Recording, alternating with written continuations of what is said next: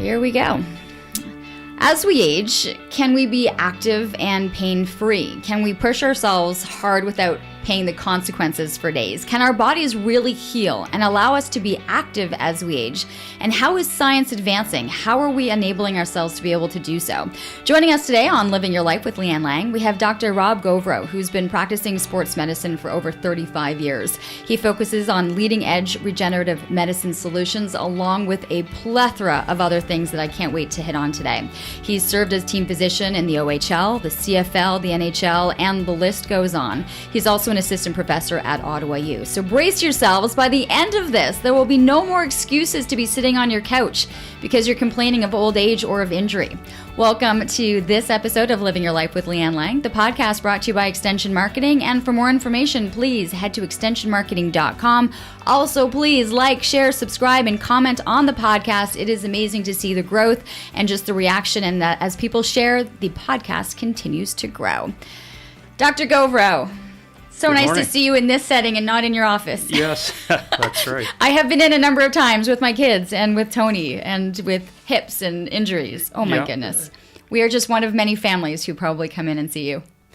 Well, yes, and that includes your mother, who's been a pretty regular client. But yes. All because, I mean, you lead a very active lifestyle, which the message that I'm trying to get across today is that, we're really wired for movement. And we, I think, have lost this ability not only to move well, quality of movement, but also to move, once we've established moving well, to move often.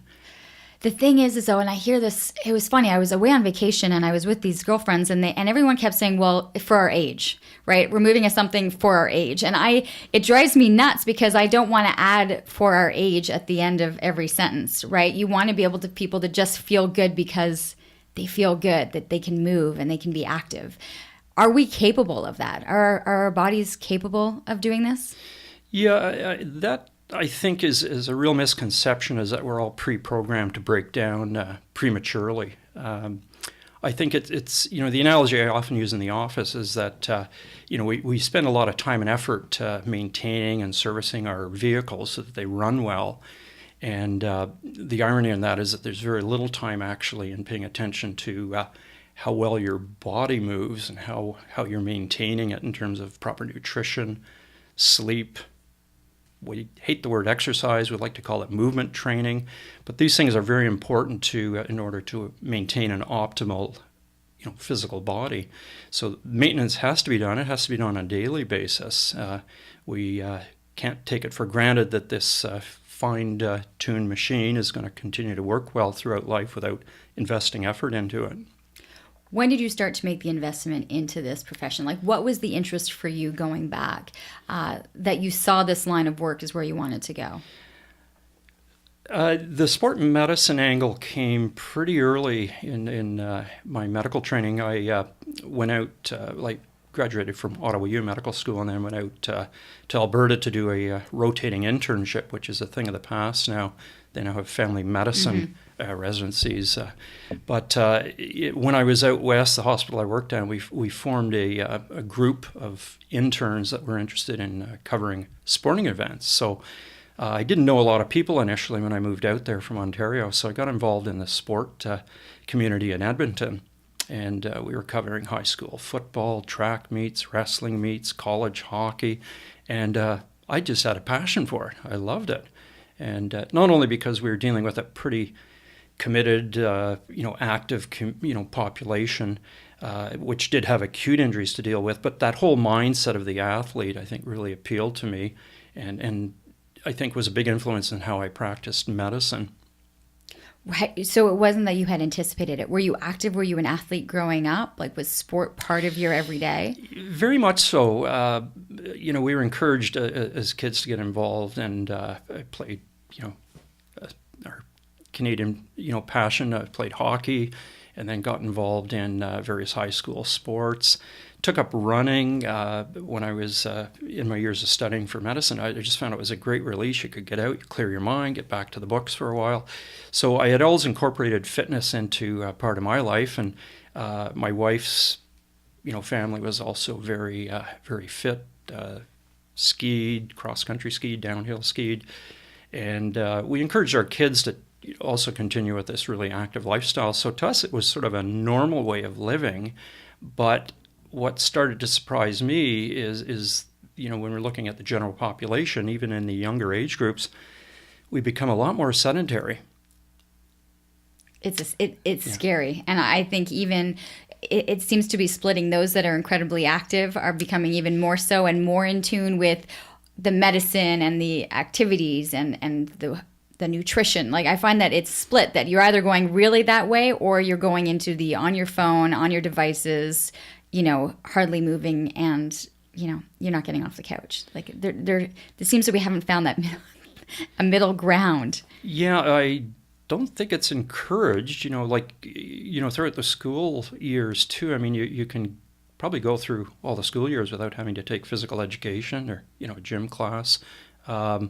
If you don't have parents that are pushing this message and getting their kids involved, I think a lot of kids fall through the cracks. And as you said, Lianne, they get into, living in a virtual world. Here's my screen, and this is where I live. I live on my screen. And, in talking to some of the local pediatricians, and we have our practice in Riverside South, they're one of the questions they have to me is, how do you get people involved to become more active? And I said, I don't know. It's a challenge. And for them, that what they're seeing is a population now of relatively sedentary kids. Some of them are taking blood pressure and cholesterol medications now. And these are kids in the 12 to 16-year-old age group. And this is just unheard of. And then we're looking now, they're predicting that this generation is going to have a shorter lifespan than any previous generation, which has never happened before. We always assume that we're going to live longer. Absolutely. Yeah, I would think with science and innovation and the way we're understanding the human body that we are finding ways, or that some will extend their lives longer and others will be living much shorter lives. Are you seeing, because I was thinking about this, kids on their devices, I mean, in your clinic, kids coming in now with sore backs, sore necks, sore wrists, thumb injuries from the video games, the repetition and the repetitive movement of some of these actions is actually causing also pain. Yeah, you're right, Lianne. What surprises me is a lot of these kids now have adult diseases, adult symptoms. Like you say, the neck strain and the repetitive, overuse injuries to their forearms, hands, wrists. So we've got a term, we call it chair disease, and there's been a lot of talk about the sitting disease. Mike Evans, a doctor in Toronto, has got some interesting content online called 23 and a half hours, and he talks about the sitting disease. And out of the 24 hours of a day, if you can move half an hour, then the reduction in the diseases of modern civilization is significant. And what are the diseases of modern civilization that we're starting to see in kids now? Type 2 diabetes, obesity is there, high blood pressure for some kids. We're seeing arthritis start to occur. We're picking it up in the mid to late teen years. People are developing arthritic symptoms. So this, I think, is really a good example of how, as moving animals, and we are a member of the animal kingdom, we haven't adapted ourselves very well to this technological age. And I think we're seeing this breakdown of the human body as a result of that. All right, let's talk about this breakdown, because I think this is where you come in, and there's a lot of different ways of which you are looking at it and are looking to heal people, looking to get people moving. So you come back from out west, create your practice here. Is that right? Because I'm assuming your practice has changed drastically over the last number of years from what you used to be focused on to what you're now dealing with. Yeah, very much so. Historically, sport medicine is a pretty new, I guess we'd call it a subspecialty. It didn't exist until, we had our first actual national level exam in 1989, and yet there was a group of us in Ottawa that started working at Carleton University Sport Medicine. There's always an argument as to who started the first sport medicine clinic in Canada. Was it Carleton University or was it out at UBC? And they were probably set up at about the same time. But when I got back to Ottawa, I got into a more conventional general practice, family practice, and I got a call from a colleague of mine. He said, "Well, there's a sport medicine clinic that's recruiting physicians, and am I interested?" And of course, I was interested, and I got on board right away. So it was a group that came from very athletic backgrounds, and I'm not name dropping, but there was Louise Walker, who was an Olympic high jumper. And we had Don Johnson, who was known for his Ironman events. Bernie Lalonde, who was involved, as a ski coach at the national level. I'm going to cry right now because I have been in every one of their offices. So I can just picture going in and seeing all of them, bringing me back to, gosh, as a gymnast, like we'll just be front and center, right? There was injuries all the time, but you've listed every single doctor that I have, fond memories of, and going, okay, this one got me back from this break, and this one from this injury. But it was fascinating. There was so much talent and such big names that kind of established themselves here. Yeah, what was interesting is we had really no formal training because none existed. There were no residency programs. UBC, I think, set up the first initial sport medicine residency program in Canada. Now we have one in Ottawa. But because of this group's interest in being active and in the active population, we just network, we learn from one another, and it evolved to the point that we started calling ourselves sport medicine physician, but we had no real formal credentials to back that up until 1989. The first exam was set up by Canadian Academy of Sport and Exercise Medicine. So our group in Ottawa, we took a year of studying. We had this study group, and we would get together, Howie Cohen and Louise and all of the people we were talking about, and we just went through different scenarios that could possibly be on this exam. We had no clue what we were going to be coming up against, and sure enough, we all got through it, and we became credentialed. So from there, more formal teaching programs started to develop. For you at that time, was it getting people back from injury back into their sport? Was it rehab for certain injuries that were non-sports related? Like, what for you was the passion behind the work you were doing for these people, for your patients? Yeah, I think it's, number one, a keen interest in muscle-skeletal medicine. That always appealed to me. And when you look at it's also the most poorly taught subject in medical school, and even through residency years in family medicine. Like it's just not a big part of the curriculum. What do you mean by it? Well, there I think is so much to learn, for one thing. So you go through various systems like cardiovascular and renal. You have to take psychiatry, various other disciplines. You have to learn a lot. And when it comes to musculoskeletal, it's always been sort of on the back burner, and it hasn't changed. What surprises me is we're very involved in teaching medical students, residents, and they, that's the common complaint they have, is they don't get enough exposure to this unless they do a sport medicine elective. They come out of there about to start practice is really a blank slate when it comes to musculoskeletal complaints. Okay, but that's my question. What exactly is musculoskeletal? Like, what are you referring to? Well, anything to do with, I guess, your physical entity.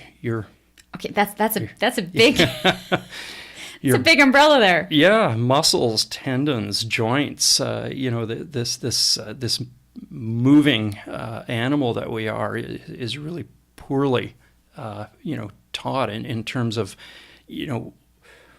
number one, I'll go into what is also not being taught even at the levels that we are teaching at is this idea of how the disease that we're treating, the pathology that we're treating, I think can be very much linked to how these moving parts, as a human, do not move well.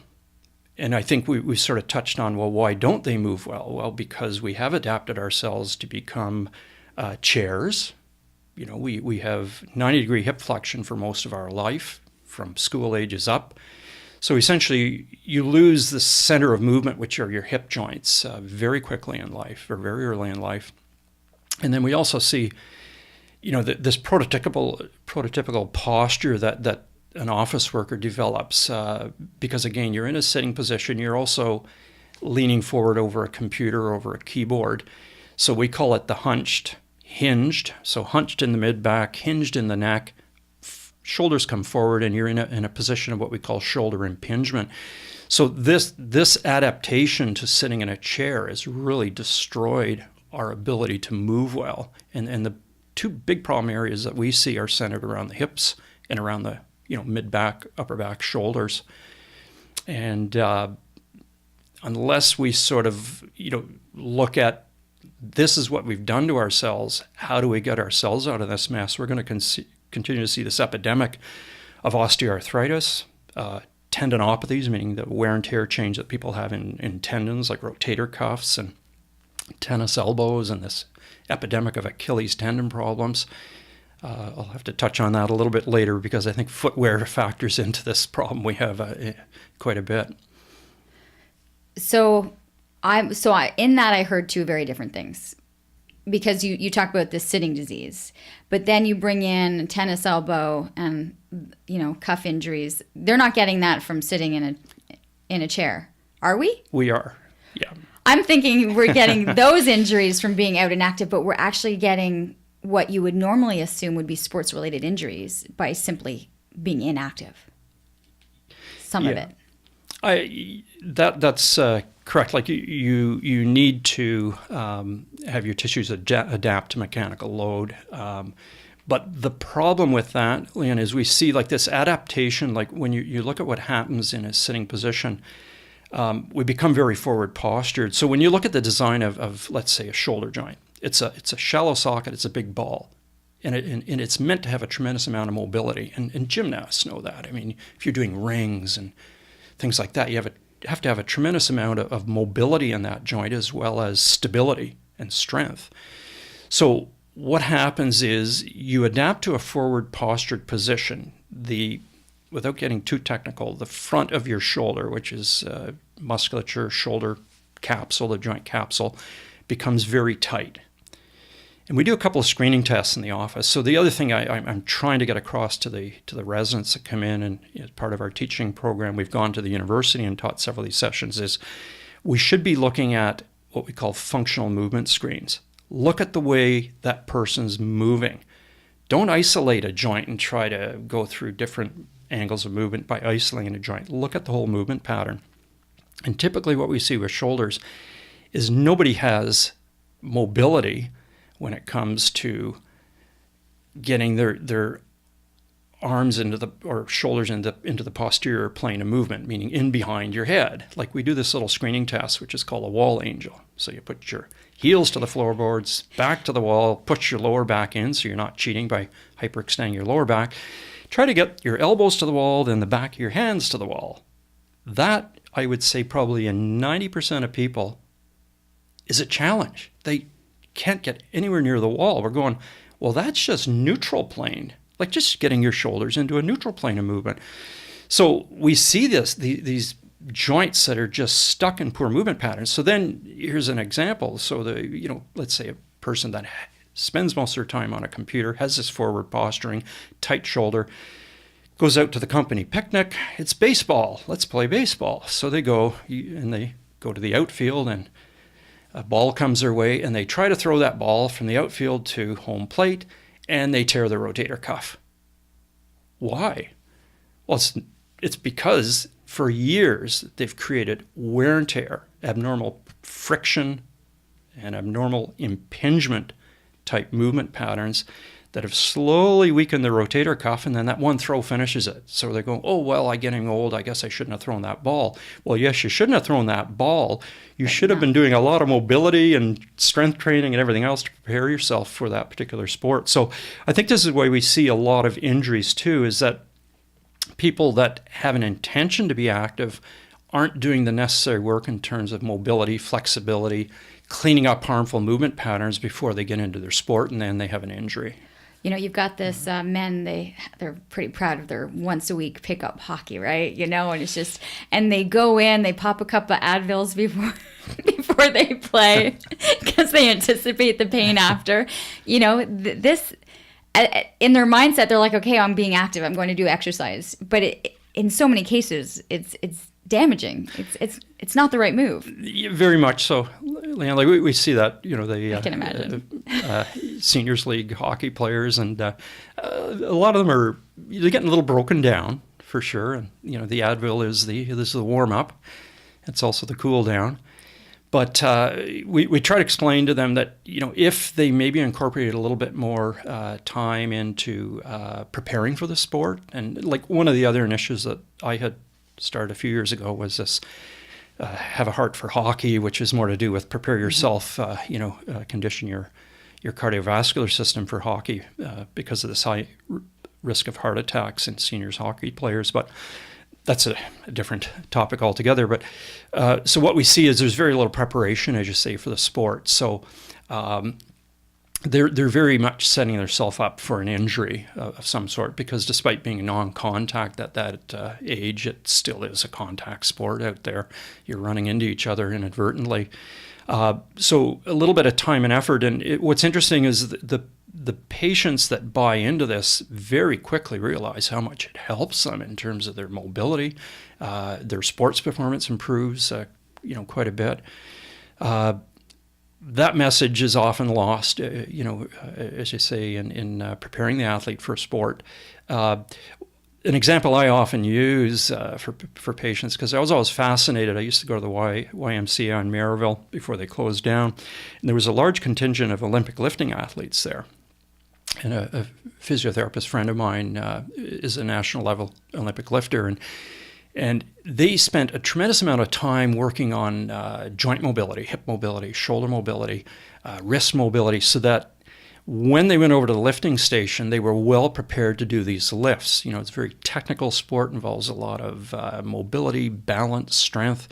And, I would go in and out of there having done my workout, and they're still warming up. And I thought, that's interesting. They must know something I don't know. And indeed they did.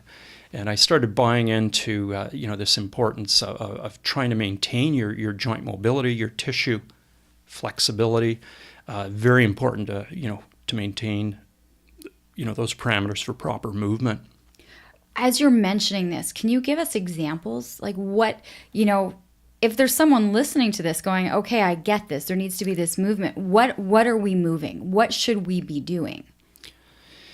Yeah, so we try to break it down. Like one of the concerns I always had, and this is my 38th year now as a sport medicine doc, and we really, I think, went down the wrong pathway for many years in the sense that we became very good diagnosticians, meaning we could tell you what was wrong. We could tell you the pathology. You got an arthritic knee or you have a torn rotator cuff, but we didn't really have a good understanding as to how the person got themselves there. And that's still not being taught. And this is what the message I'm trying to get across is reverse engineer, this end result, this tissue breakdown. Let's reverse engineer it. Let's figure out how this happened to the person. There's certainly always that I guess, tipping point or traumatic injury that might, bring it to their attention, but things are ready to happen for that person, and we should be recognizing that very early on. So, to get back to your question, I'm sorry. I think the best way to look at that is you look at the body as a whole when you're examining a patient. Like we also develop in the sport medicine world, and we teach this in medicine generally, isolate the joint. If you're maybe looking quickly at the joint above and below, you're doing a pretty good job. But we're doing it in very passive ways. We just move the patient's joint passively, or we have them actively move it. But we don't look at what we call functional movement patterns. In other words, if you have to lift something overhead, let's see how you lift that object overhead. And that gives you a tremendous amount of information as to why they have a particular problem with their shoulder. So you have to look at that whole kinetic chain. And if you don't look at that, you're missing a big part of the reason why they're in the office. So we've changed the way we examine patients. So we do movement screening. And it's not rocket science. That wall angel was a test we talked about. We have a hockey stick in the office, and we use the hockey stick to see, can a person grab the hockey stick with a wide grip, bring it from the front of their body where they're starting all the way up over their head to the back of their body without breaking at the elbows, flexing the elbows. So that's a great way to look at mid-back, thoracic extension, shoulder mobility. So that's a big functional movement pattern. This is something that you're looking at in the office. But you could have someone standing in their kitchen and grabbing their kitchen broom and doing this same movement, which you're saying is a key movement, which would be one, and I get it. Hopefully people can picture it, right? You've got the stick in front of you, your arms are really wide, and you bring it above, and then you kind of maneuver your shoulder out to bring it behind you. Yes. Now, at one point, you, maybe when you were younger, were a lot closer in. Your hands were much closer. Right now, right? It's your arms are pretty far apart. Yeah, it actually becomes a little less difficult the further you are apart, with your arms. Like it's sort of like the equivalent of an Olympic lift, doing a snatch. But the movement screen that we do for that is seeing, well, number one, can they achieve that? Because a lot of people get stuck coming around the bend. They can't get it in behind their head, and they go, oh, that's unusual. How come you can do it and I can't do it? Well, this is where we get back to, well, over the years, you've adapted very well to being in a sitting position, forward postured, etc. So the trouble with that is when they are the weekend warrior and they need good mobility, in this instance, it's the shoulder, they don't have it. And this is where we see the injuries. Well, an example was playing hockey. I went to poke check. It got caught in another player, the stick, and it pulled my shoulder back quickly, and I felt something rip. Well, yes, your rotator cuff tore, but it's because you brought it to that end range of tissue plasticity very quickly, and it hasn't been there for years, and it tore. It hasn't adapted to being nice, mobile tissue. So that's sort of the importance that we place on, maintaining mobility, flexibility. Once you achieve that, add stability through strengthening. And these are just the fundamentals in maintaining your physical well-being. Are we able to reverse it even as we're aging right now? So you have someone who's, late 50s listening to this going, it's too late for me at this point. I've been immobile and in the sitting position for 30 years. Why start now? Can we convince them that yes, by starting this movement, by quality movement in their life is going to extend the how you referred to it as this car, as the warranty. Can you do this? That's definitely the challenge, Lianne. One thing that I realized as a sport medicine physician, and in the early years, we were a bit elitist in the sense that we would only treat people that had a sport-related injury or injury related to an active lifestyle, and I don't think that was very appropriate in the sense that we're dealing with the general population now, all of us sport medicine doctors. But because of that subgroup that we were treating, it was like, we were preaching to the converted.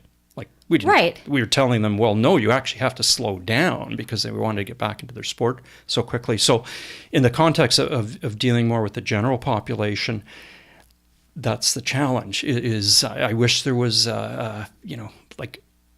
a pill that was a motivating pill saying, you got to get off the couch, you got to move. But what's interesting is people, if you can just initially plant that thought and have them start to realize that it does start to make a difference very quickly.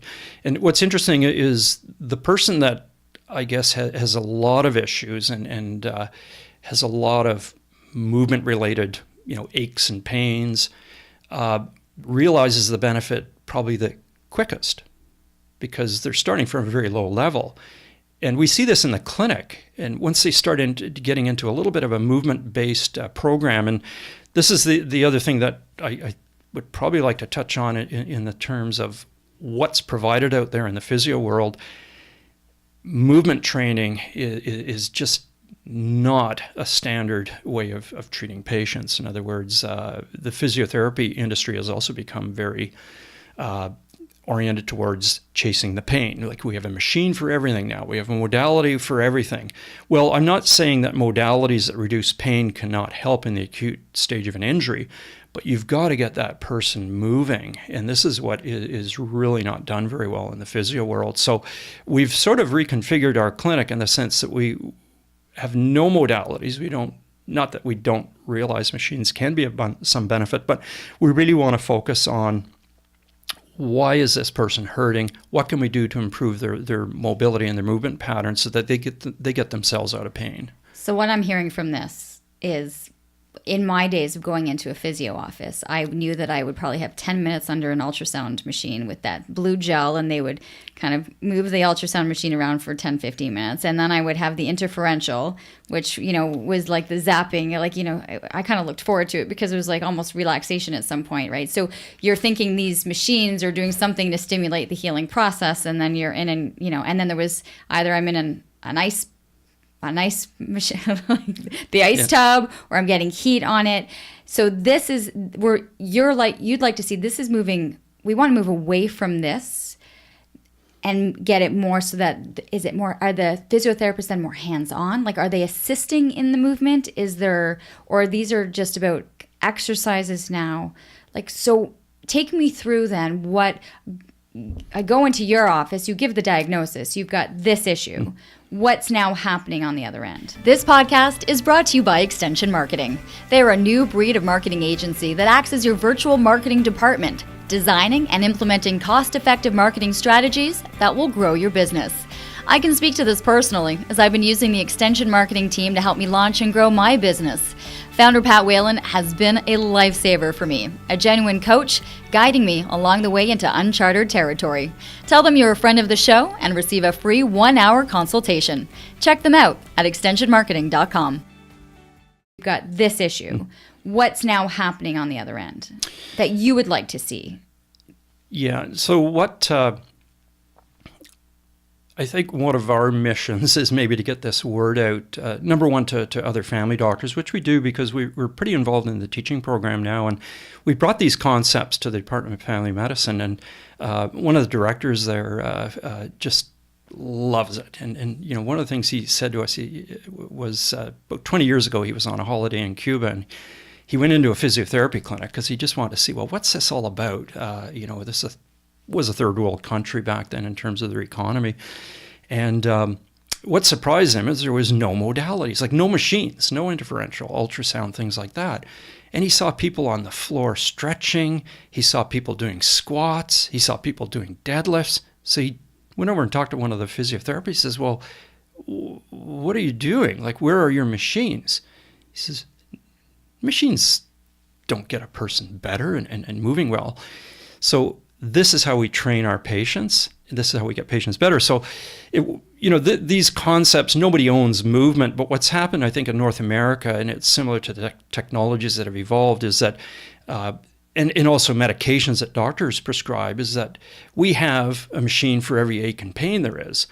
And if you're not that motivated to move, you can become very comfortable getting onto a treatment bed and having machines put on you. And this is one of the things I ask patients when they come in. I said, okay, you've had physiotherapy. Let's go through what they were doing. And one of the first questions I'll ask is, how much time did you spend on a treatment bed versus moving, doing stretches, doing fundamental movement patterns like squats, deadlifts? If you have a back problem, learn how to do a deadlift. And the typical answer is, well, we haven't quite gotten to any exercises yet. And I said, well, what, you've been in physiotherapy for 6 weeks now? And they're not teaching you how to get yourself out of trouble, how to improve your movement patterns. And typically, this is the way the industry is oriented right now. It's very lucrative. You can see a lot of patients because you can put a machine on and have a physio assistant watch over the machine while you go to another patient and hook up another machine. So it's a bit of a blank slate for most physicians as to what their patient gets when they go to physio. And I know the industry, and I see what happens. And what I think really got me so focused on movement was, the interest that the physiotherapists at our clinic had. And there's some very clear thinkers in the U.S., and they're both physiotherapists, and they're quite well known. Kelly Starrett, Gray Cook, are very much movement-based physiotherapists. And Kelly Starrett's written a couple of books, and he looks really at breaking down, what is causing this person's problem, how also can you get themselves out of it. So we've taken a little bit of what he talks about. Gray Cook set up a system of what's called functional movement screens, which his physio industry more or less, did not accept as a standard until the NFL, Major League Baseball, and NHL combines started using his movement screens to select their athletes. And he goes, well, maybe there is something to this. If they're using that to select the best athletes in the world, maybe we should be looking at movement more carefully. So what surprised us is we started looking into this, and then what we did is we connected the dots. We said, well, yeah, these guys are talking about quality movement, and they're dealing more with an athletic population. Let's look at the general population, and let's connect the dots. Let's reverse engineer again what's happened to this person. Let's clean up the harmful movement, create quality movement, and then create quantity. And then also connect dots that the end result of this is the epidemic of osteoarthritis that we're seeing, and the epidemic of tendinopathies, like worn down tendons and connective tissues. There's a definite direct correlation between the two. What surprises me is these concepts are not taught in medical school. They're not taught in any physiotherapy curriculum in Canada or in the US, to my knowledge.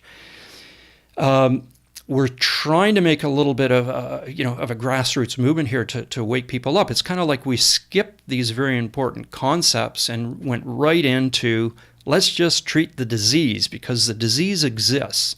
But like you said, Lianne, it doesn't have to exist.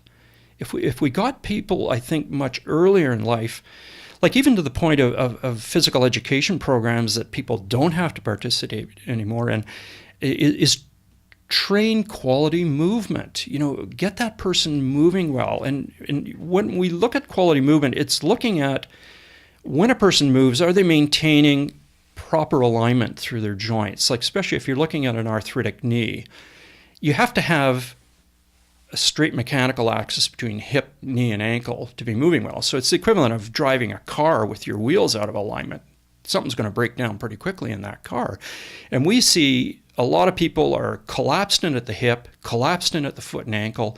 Knee goes into what we call a valgus alignment. It shifts inward on them. So you're creating this abnormal shear stress on the knee joint. They have tight hip flexors, tight quads. So it tips their pelvis. It also creates a tremendous amount of shear stress through the kneecap, the patella. And very early in life, we see a lot of younger patients coming in with patellofemoral pain. Hurts under my kneecap, doctor. So we look at their hip mobility. It's terrible. They've sat in a chair at school. They're very quad dominant movement patterns. So we look at this and I go, well, okay, if I have this movement pattern and I do it long enough, it's going to create wear and tear change in that particular joint. So it starts shearing away at your cartilage. There's abnormal compression load, abnormal shear stresses on the joint. Your joint's going to break down. Now, I've had this discussion with orthopedic surgeons as well as orthopedic residents and fellows, and it's not taught. But what surprises me is I'll be in an operating room and we're putting in a total joint replacement, a total knee, and all of a sudden we're worried about ligament balance, alignment, making sure the patella is properly positioned, that we don't lower the joint line too much. So all of a sudden now we're interested in all about the biomechanics of the knee. And I say to the surgeon, maybe if we started teaching this to the patient when they were young, they wouldn't be in the operating room here. And what really surprises me is when I look at the age group of people getting total joint replacements, hip and knee replacements, it's dropped down a full decade. We're seeing people in their late 40s and 50s now needing joint replacement. We're going, what's happened to this human animal? A lot of times people say, well, it's because of, sports injuries and, that it's not that hip replacements are happening when you're 70. God, Tony had one. My husband, trust me, I had a hard time telling people that my husband had a hip replacement, right? But like he was a goaltender and a court, like, I tried to kind of, he was in excruciating pain. Like he couldn't, like it was hard to watch a very athletic person be in this much constant pain, like getting out of bed, by the time that was over, but before he had the surgery, it was excruciating. Oh, yes. People are in a lot of pain. And if you don't mind me asking, Lianne, how old was Tony when he had his hip replacement? Oh, gosh. I want to say 51. Certainly on the young end of the spectrum. I would think so. Yeah. I should add that there's 11 years difference between Tony and I. Yeah. Have I mentioned that before? So here's a thought. Yeah. So I was team physician for the 67s for 15 years plus. And every training camp, we had at least one or two goaltenders with what we call hip impingement. And we picked this up very early in life. These are kids in their teens. They're young. Yeah. So we look at that movement pattern. So what does a goaltender do? Like butterfly goaltender is sort of the standard now. So unless Tony was conventional or old school stand-up, but probably not. He probably was at least did some butterfly type. So when you collapse in on your hips like that, it creates what we call hip impingement, meaning you're driving the ball into the upper outer part of the socket. And what's interesting is we can, before the hip growth plates fuse, so kids can get away with this. Let's say you're a goaltender and you're going through all the younger years of hockey, you can get away with it because there's a lot of plasticity to your hip. The growth plates will allow that.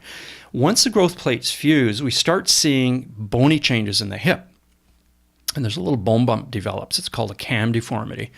And it's just, if you put enough abnormal pressure on a bone, the bone reacts to that. It produces more bone. So we see this bone bump and a couple of special x-ray views, and it often leads to doing MRI imaging.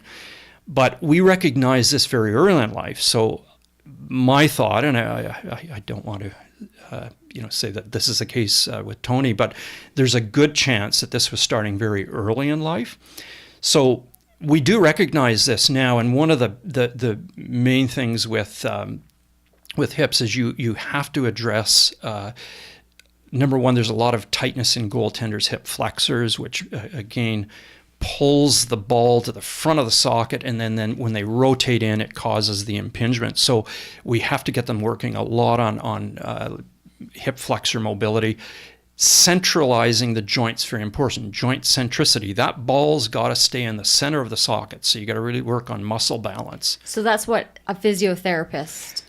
Okay, so say you've got your OHL goalie come in and going, I'm in a ton of pain. This is about the movement of making sure they're doing exercises that are keeping, as you mentioned, that it aligned in the middle so that you're moving around it. Yes. Am I understanding it? Like these would be the exercises that you would want them working on to counteract, to balance it out. Yeah, very much so, Lianne. But you can't, like the point I was trying to make before is you can't achieve that by putting a machine on somebody. Like this is how I know, but strange the world it feels has become. Good, and in their head they're thinking this machine is fixing me. It's going to be a difficult ask for a lot of people to change their mindset. And I think this is the battle you face every day going to work, right? Is that you're going against what we've convinced ourselves is going to be the somewhat easier way to be able to feel better. Everyone wants the magic pill.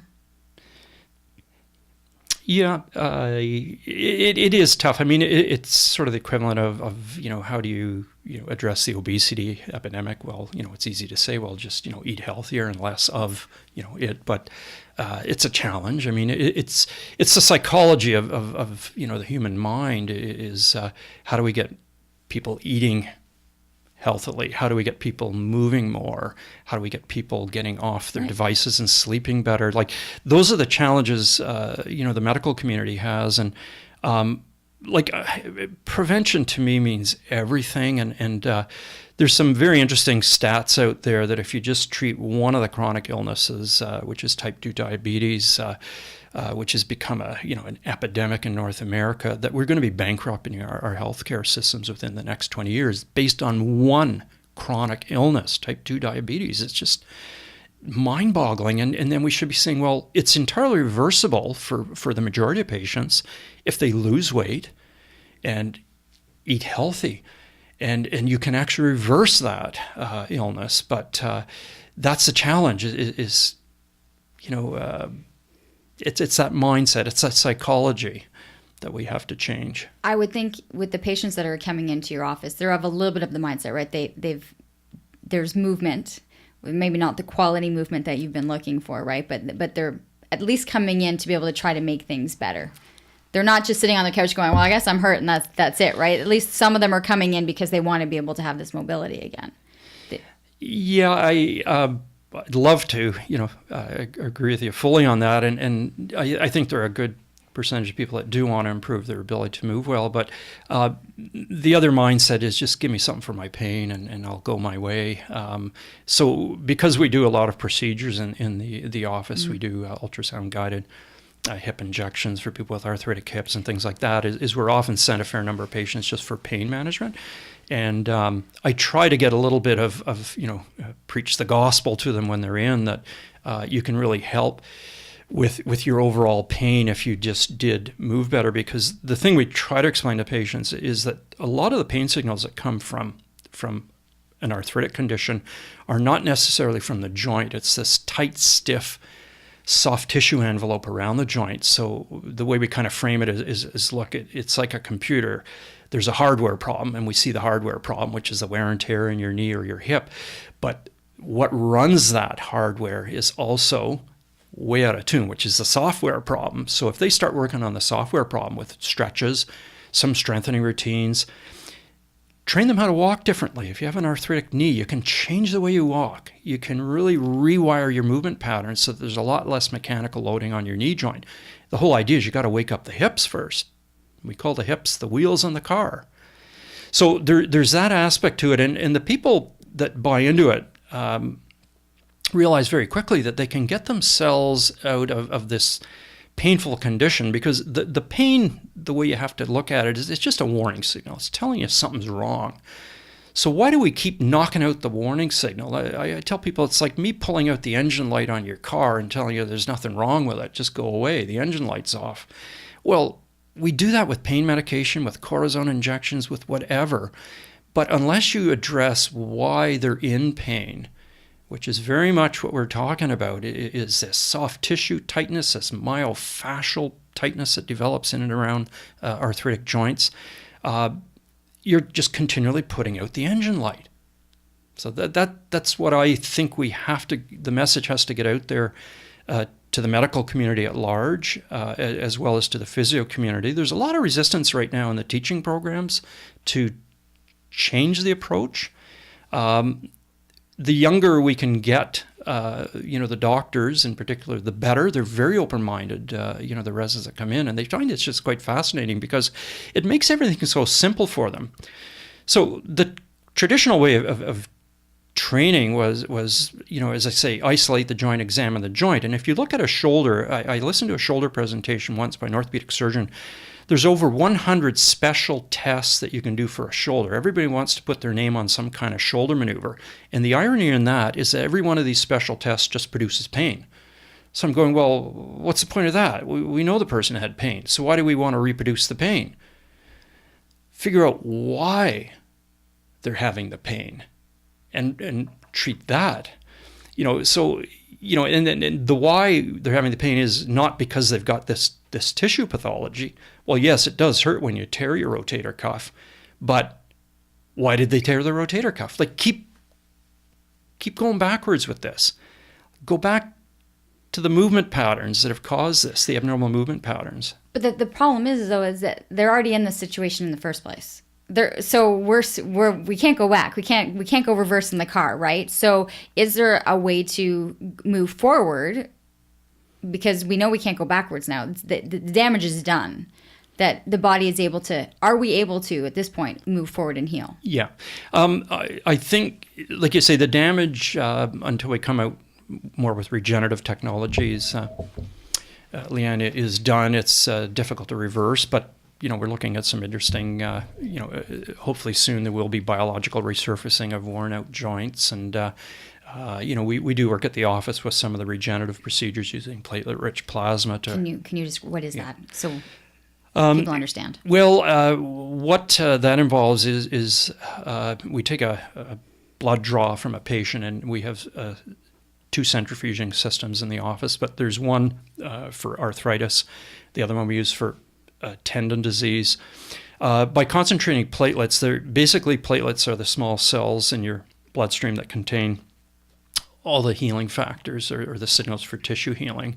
So we concentrate these healing factors by centrifuging them, and then we go into the damaged area of the tendon directly. We use ultrasound imaging, and we inject a high concentration of platelets into the tissue. Now, we create a little bit of tissue trauma by needling into the damaged area. So what you do is you signal, again, mild trauma to the tissue. The tissue now has all of the necessary signals for healing, all the healing factors. So what they do is they kickstart the healing process. So most tissues have progenitor cells in them that have to be woken up, and platelets do that. So we can actually reverse partial tears in tendons to a great extent with platelet-rich plasma. And there's very good science on this. There's some very high-level science on it now, level 1 trials. So it's something that we're starting to see evolve, and I'm glad we're seeing that shift in medicine, getting away from big pharmaceutical to more regenerative procedures, using your body's biology to try to heal itself. This is the body's own... Yeah. It's the blood. I always see it like spinning like in this big wheel and then being re-injected. Yes, yeah. And what injuries would you use that for? Like what would you suggest that to a patient for? Yeah, I guess the primary things that we treat are chronic, tennis elbows and golfers' elbows, partial tears in rotator cuffs, not full thickness tears. You can't just inject platelets into a gap, in tissue, but as long as there's a scaffold for the platelets to work on. So partial thickness rotator cuff tears, some Achilles tendon tears, minor tears, yeah, and we've done jumper's knees, like the patellar tendon in the kneecap. We'll do in situations where it's become more chronic. So the way we also frame it is that you should probably go through, the conventional treatment options, but if all else fails, which it often does in these chronic tendon problems, then PRP can be a really good solution for a lot of patients. It's all about selecting the patient properly too. So they do need a proper imaging before you do the procedure, just to diagnose the amount of wear and tear. An X-ray. MRI, ultrasound's a very useful tool for muscle skeletal imaging. Sometimes MRI as well, and then from there we can kind of make a pretty good prediction of how effective the treatment would be for a patient. Can I ask a question on ice and heat? Just because I have you in the chair right now, because you constantly hear different suggestions: when to ice, when to heat, when you're dealing with soreness or twist your ankle on the running. Like what are your suggestions, or when does it apply? Yeah, I don't know if you saw the paper yesterday. The Citizen had a article. I didn't. I'm going, oh wow. So there actually, it was the summary of the article was there's no really good scientific evidence to show that ice helps in terms of injury recovery. So whether it's ice baths or just putting on an ice pack with a bit of compression, which was kind of interesting. So they did a meta-analysis of a lot of these clinical trials on how effective ice might be. So yeah, things are still up in the air about heat and ice. So that the consensus probably is, again, we're going back to movement. If you have an injury, you can get the acute pain and swelling down, usually with ice and compression, but getting the joint moving quickly is very important in terms of recovery. And this is what this sort of article alluded to, is that the patients that did better incorporated movement very quickly in the recovery. So for an example, if we see an acute ankle sprain now, I'm not saying you can't ice it when the patient comes in, but what we do is we put on this thick rubber band around the patient's ankle called a voodoo band, or it's and it applies compression, and we get them moving with this on, and it's amazing how it reduces swelling, lessens their pain and improves their mobility almost instantly. That's funny because I think for so long it was immobility, right? It was you stop, don't move it, ice it so it's kind of numb, wrap it, and then stay off of it.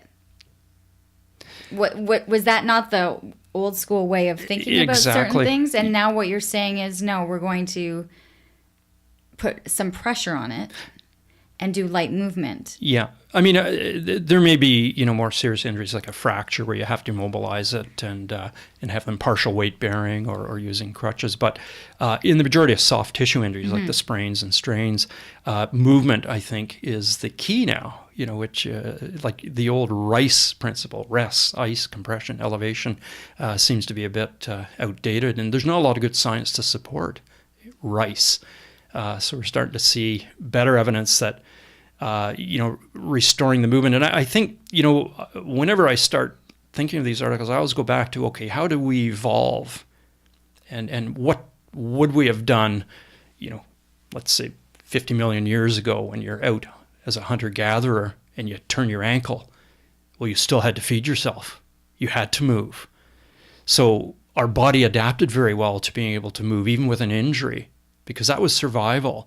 And these mechanisms are programmed into us. They're programmed into our genetics. So, I think the misconception now that we have in this technological age is that we're smarter than previous generations. We know more than previous generations. I read this little interesting book, and it was, well,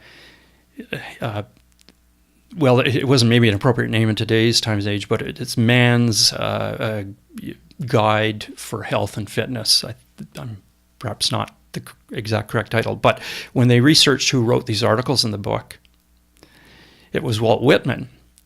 And this is back in the mid-1800s, and it was phenomenal. He talks about getting up, going out for a good brisk walk in the morning, and wearing shoes that are comfortable and that feel as if you're walking barefoot, meaning minimalist footwear, no big heel lift.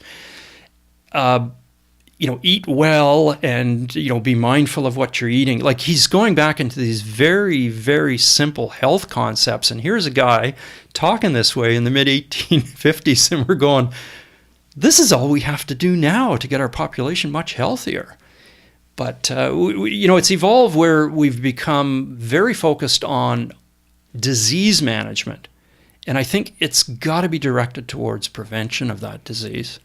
I'd love to see it eventually get there. I really would. And I love having guests on the show that continually are spreading this message and then the work that's being done. You mentioned something in that, the walking, but the walking with the shoe and the feeling barefoot. I know this is another component for you, as you were talking even earlier about alignment and how we walk and how the hips are and how the knees are. You go back to that a lot, right? That's what you're looking at. That's where you find help is already available in that sense. Yeah, the fundamentals, I think, for proper movement as well, Lianne, are looking at what's happening at the level of the foot and ankle, and then looking upstream from that, and also looking downstream from the hip. Are they controlling and stabilizing well through the hip? But when you look at what's happening at the foot and ankle, so we've done some really strange things in the world of footwear, and when you look at athletic footwear, Nike, developed this shoe with this big, thick padding on it. So it allowed a lot of people to join this running boom that we had in the 70s and 80s, and so it allowed every sort of biomechanically sort of inefficient runner to get out there and pound the pavement, because you can pound the pavement with 3 centimeters of cushioning. But you also start to create all sorts of other running-related injuries as a result of that, and that's what the sport doctor used to see, because you're changing the proper biomechanics of running with these big, thick heels. So when you look at how we should be running, it should involve more hip extension. And I made earlier a comment on your website where you're running and you've got this amazing amount of hip extension in your running. But when you look at most runners, they're very much forward heel strikers, and then they go into midfoot plant and toe takeoff. So that's creating all sorts of torsional stress as it throws all the joints out of alignment. So when you look at what's more biomechanical correct, if you shave Well, one thing we tell patients is, like, go to a field, nice cushioned field like a soccer field, take your shoes off, just run back and forth on the field. You automatically convert yourself to a midfoot plant. Your brain tells you that. It hurts to land on your heel. So you start landing very, minimal heel strike, but onto the pad of your foot, midfoot. So your brain automatically rewires your movement patterns. So as you start transitioning down into more minimalist footwear, meaning there's not this big 3 centimeter heel left on your shoe, you start to adapt very well to this correct form of running. Now we tell patients just don't try this overnight. Don't go out and buy a pair of Vibram or minimalist footwear and go running in it your usual distance. You have to sort of train yourself that way.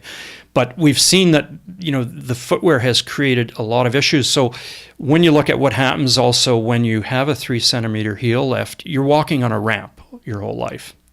And unfortunately, with the women's shoe industry, it became extreme with high heels, et cetera, very fashionable. But it shortens your Achilles tendon. It shortens your plantar fascia. So what do we see coming into the office? Achilles tendon issues and plantar fasciitis.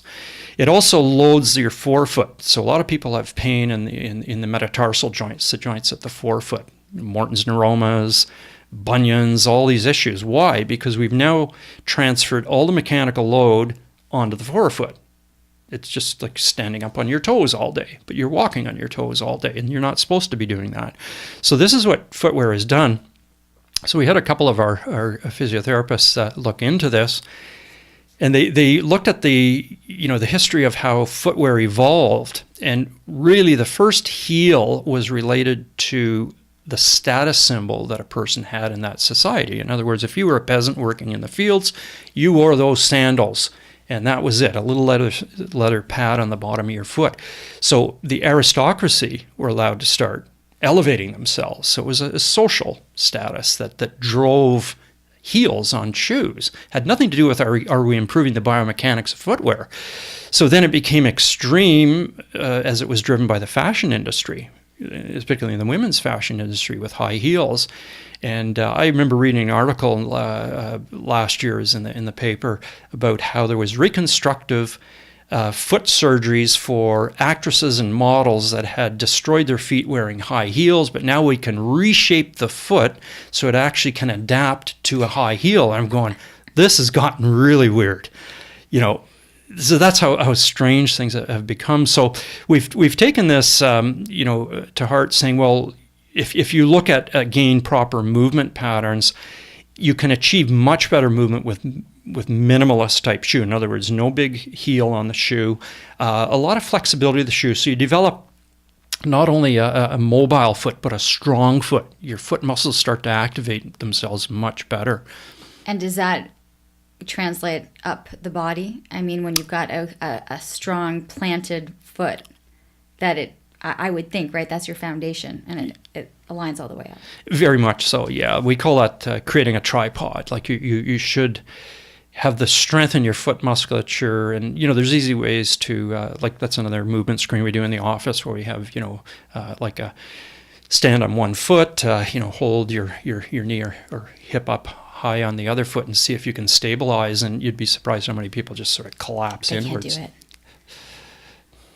I'm just looking at the time. No, we can keep talking. I'm like, oh my God, I think I should have gotten like the wraparound. So, because like you would hit on the runners, because I'm assuming there's a lot. And I know here, especially even in Ottawa, we've got a great audience around the world, but I love it. The spring, we got runners on the canal, we got everything. So footwear, how they're running, how they're placing their legs. I mean, they're going to come in with stress fractures on their shins or knee joints and ankles. Like they're going to come in and you're going to be like, okay, let's look. First off, I want to see you walk. Is that going to be the first question you're going to ask them? Yeah, I think looking at that movement patterns, really important, Lianne. And then also looking at alignment issues, stability issues, tightness issues. Like the irony in what we're talking about too is you can get extremely fit people, cyclists, runners doing high mileage, and yet because of the movement pattern that they're doing, it does create a lot of imbalances. tightness in certain areas and relative weakness in other areas. So you do see that pattern in runners. It's a very predictable pattern in distance runners as well as in high mileage cyclists. And so again, the message to that individual is that you really have to work on your mobility, maintaining flexibility of tissues, doing your stretches, because running will break you down. You're not going to break down running, so unless you bathe. So unfortunately, as you get into sort of pathologies that we see with runners, a lot of times it's their high hamstrings where they develop degenerative changes in the hamstring tendon. IT bands are just like piano wires for runners, and hamstrings get very tight. So hip flexors are super tight as well. So if they started addressing these early, we wouldn't see the tendon breakdown that we see later on in runners. I think a lot of these injuries that go back to, are they preventable? I think very much so. We're all not pre-programmed to fall apart. I like that, though. We're not pre-programmed to fall apart. We're just doing that. Okay, so great tips there for runners. Give me your top 3 things right now before I wrap this up. For the individual that is more or less suffering from the sitting disease more than anything and going, I've too many injuries from the good old days. I'm getting too old for this. I'm just easier to stay inactive. Well, I think, Lianne, one of the things that I would like to say is just move. What surprises me, and it happened about a week ago, I had a little Italian lady come in. She was 95. She had just shoveled her laneway. This is probably February when there was snow. And I went through some movement screens with her. She could do a full squat. We actually had her doing bear walk in the clinic, which is alternate arm leg. And I said to her, I says, how can you do this? She says, I just move. I love to move. And this is essentially just the message is just move. Now, sometimes you do need to be taught the fundamentals of what we call quality movement. But once you've got those fundamentals, then just move. Create some quantity for yourself. And it's a very simple message to get out there. We are moving animals. We're not designed to be sitting in chairs. This is where things go wrong. People can find more information. Where can they find you? If getting in as an athlete, trust me, we've the athletes that they're pounding down to be able to get in and see you. But there's you, but there's the clinic next, with you with Optimize. Yeah. So we right now our clinic, which is a sport medicine clinic, along with a physiotherapy clinic, which includes a movement gym as well as a minimalist footwear store called the Foot Collective. We're in Riverside South, the corner of Limebank and Spratt. So we tend to be sort of servicing the south end of the city, although we get patients from all over the city coming in. It's not that far, despite what people think. It's 5 minutes south of the airport. So that is where I do all my clinical work. I do some work still at the hospitals, as an operating room in an orthopedic operating room. But the majority of the week I'm there. We have 2 sport medicine doctors. We have 4 physiotherapists, 1 massage therapist. And what's interesting is we have a person that comes in and teaches footwork training. And this is where we sort of get people to walk differently, people particularly with arthritic knees. It's a very much movement-based experience, so we encourage people when they come in to dress like they're coming to a gym, because right from the get-go, you're either down on the floor or you're doing some sort of movement. We don't believe that having a patient up on a treatment bed is going to get them out of pain. So that's where it is. Okay, website, Optimize? So it's optimizeottawa.com is the clinic's website. We're starting to post more content for patients, videos that show, key stretches and things like that. And that's part of the initiative is we're trying to get more content so that patients perhaps that are, out of the catchment area can have access to some of this information. Well, I think so, right? They're trying to envision, as you were talking about this, these bear crawls or this walking or this, the wall, what do you call that? The wall angel. The wall angel. I still have a hard time doing that. Imagine that. But there's some great information there, at least so you have the visuals as to some of the basic movements that you had been talking about. Thank you so much for the information. I'm hoping that we will continue to see this shift. And I'm hoping that people, listen to this and realize that they're sitting. That the sitting disease is for me, it's terrifying. Yeah. Well, thank you very much for having me, Lianne. Appreciate being able to get. It's great this not to message see you across. in the. That's right. Not us as patients right now having to come in with a couple of injuries. That is a wrap on Living Your Life with Lianne Laing. Thank you so much for listening, and as always, please like, share, subscribe, comment, allow other people to be able to realize the information that we're able to share here on the podcast. Have a great day.